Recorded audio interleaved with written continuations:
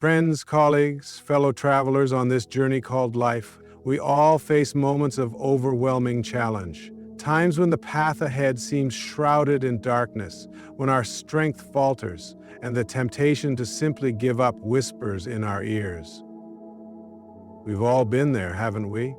Staring into the face of what feels like insurmountable odds, questioning our abilities, questioning our worth, questioning if we can even take one more step. But I'm here today to tell you something powerful, something that I believe deep down in my soul.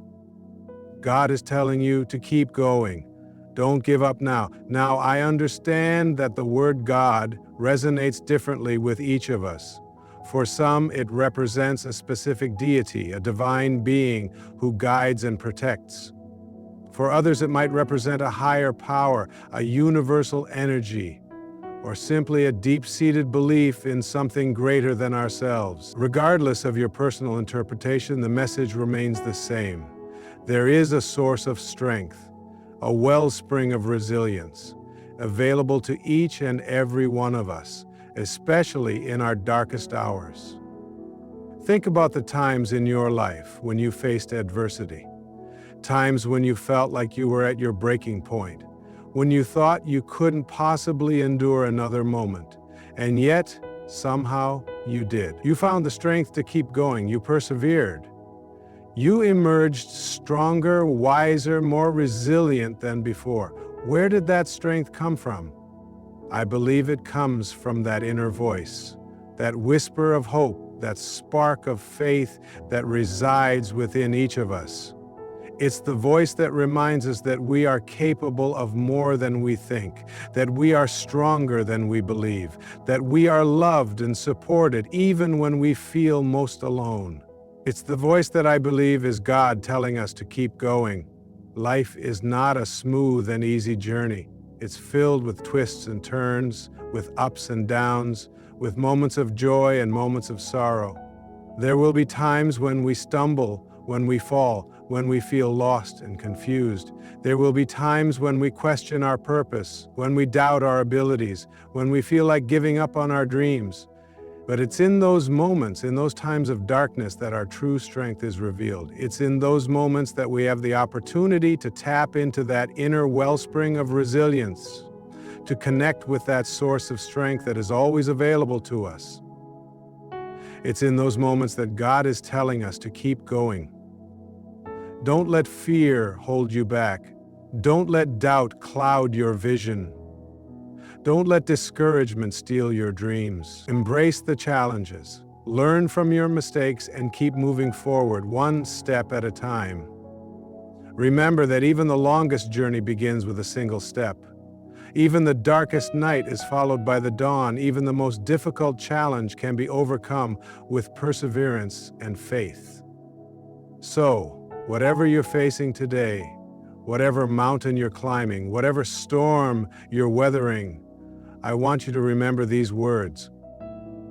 God is telling you to keep going. Don't give up now. Your strength is within you. Your purpose is waiting for you. Your victory is just around the corner. The bedrock upon which any edifice of resilience and perseverance is built centers around the profound and often life-altering realization that true and lasting control resides not in a futile attempt to manipulate the external world, to bend the circumstances of life to our will, or to dictate the actions of others, but rather in a deep, introspective, and often challenging understanding of, and ultimately a skillful management of, the intricate and sometimes turbulent workings of our own internal responses. It is a fundamental and transformative shift in perspective, a movement away from the reactive and often disempowering posture of feeling victimized by the perceived injustices, provocations, and disappointments of the world around us,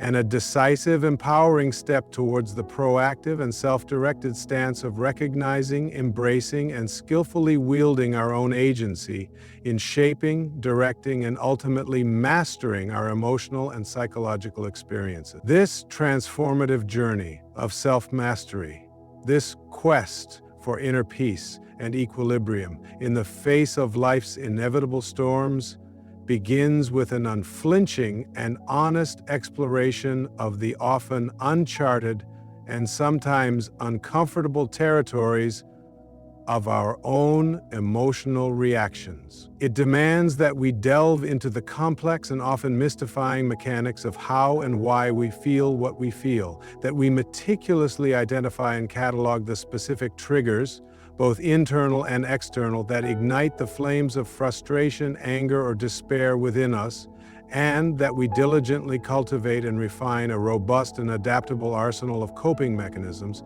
strategies, and inner resources that can serve as effective fire breaks against the destructive potential of uncontrolled, and ultimately self-defeating emotions. We so often, perhaps too often, fall prey to the seductive yet ultimately misleading and disempowering notion that external forces, the careless words spoken by another, the seemingly unfair deeds enacted by a stranger, the unexpected setbacks encountered on our chosen path, are the direct and unadulterated cause of our emotional pain, our hurt feelings, our disappointment, our anger, and our despair. "He made me so mad," we exclaim, conveniently and perhaps even unconsciously absolving ourselves of any responsibility for the emotional tempest that rages within. "She hurt my feelings," we lament, placing the blame squarely on the shoulders of another. "Life is so unfair," we cry, casting ourselves as the innocent victims of circumstance. But this, I argue, is a dangerous and disempowering illusion, a convenient fiction, a seductive lie that prevents us from taking ownership of our own emotional well-being and ultimately hinders our ability to navigate the complexities of life with grace, resilience, and inner strength.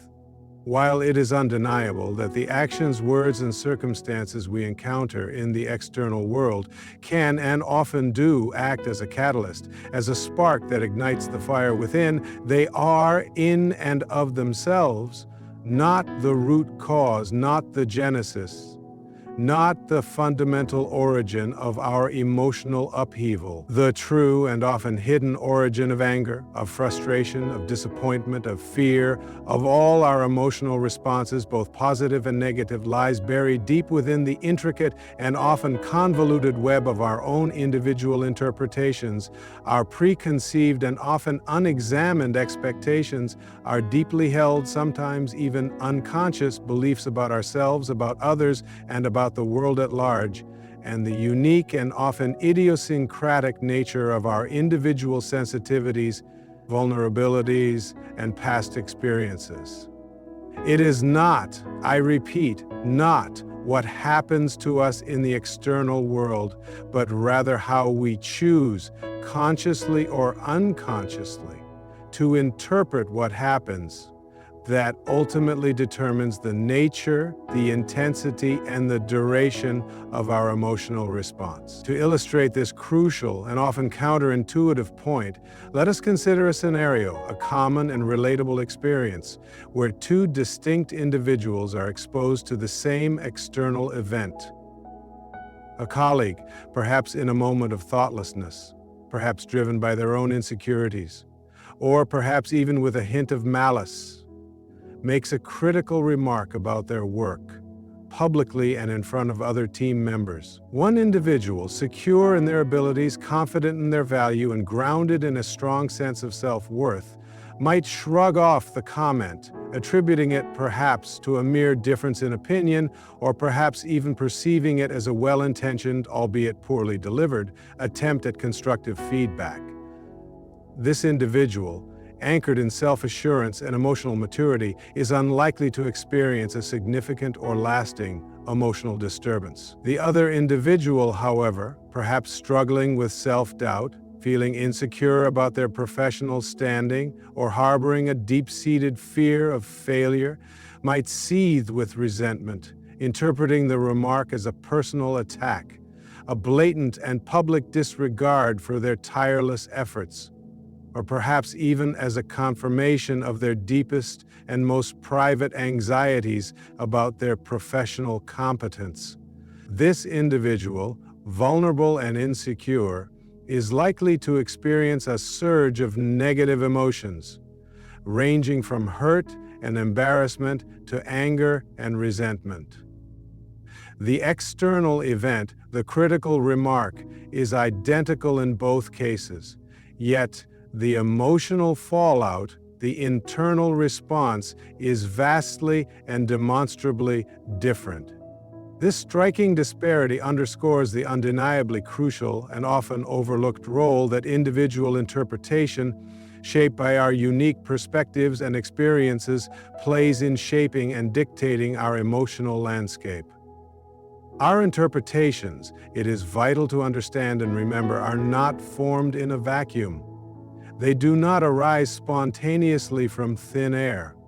They are instead deeply and inextricably rooted in the rich and complex tapestry of our past experiences, the accumulated weight of our learned beliefs about ourselves, about others, and about the world at large, the subtle yet powerful influence of our cultural conditioning, and the unique and often idiosyncratic nature of our individual sensitivities, vulnerabilities, and emotional predispositions.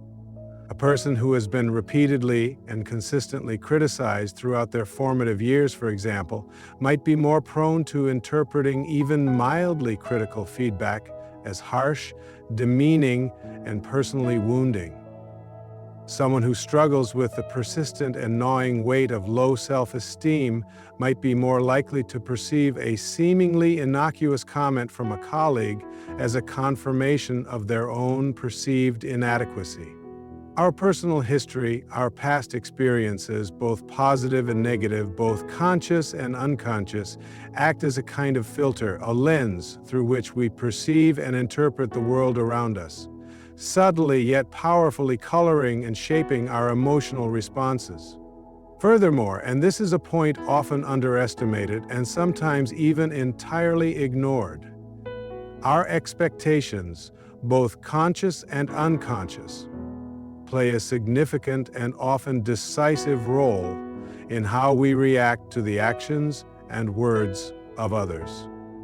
If we hold unrealistic, idealized, or even simply unexamined expectations about how people should behave, about how the world should operate, about how life should unfold, we are, in essence, setting ourselves up for disappointment, frustration, and ultimately, anger. We might, for example, expect everyone we encounter to be unfailingly considerate, uniformly respectful, and always agreeable to our point of view. We might expect life to be fair, predictable, and always aligned with our desires. But the reality, as we all know, is that people are complex, flawed, and often driven by their own hidden agendas, their own internal struggles, and their own unique perspectives. Life is unpredictable, often unfair, and rarely conforms to our idealized expectations. When our carefully constructed and often fragile expectations inevitably clash with the messy and unpredictable reality of human behavior and the vicissitudes of life, anger and resentment are often the unfortunate and predictable result. Truly understanding, our own individual triggers is a crucial and often overlooked step on the path to effectively managing our anger, our frustration, and all our potentially destructive emotions. Triggers, these often subtle yet powerful catalysts, are specific situations, particular people, certain types of interactions, specific environments, or even internal thoughts, memories, and beliefs that tend to evoke strong and often negative emotional reactions within us. These triggers can be external, residing in the world around us, such as a particular type of interpersonal interaction, a stressful or chaotic environment, a demanding deadline, or even a specific time of day. Or they can be internal, originating from within our own minds, such as negative self-talk, persistent and intrusive rumination on past grievances, the replaying of painful memories, or the anticipation of future anxieties. Identifying, meticulously cataloging, and coming to terms with our own individual triggers allows us to anticipate potentially challenging situations, to prepare ourselves emotionally and mentally, and to develop strategies for navigating these situations with greater awareness, self-control, and emotional intelligence.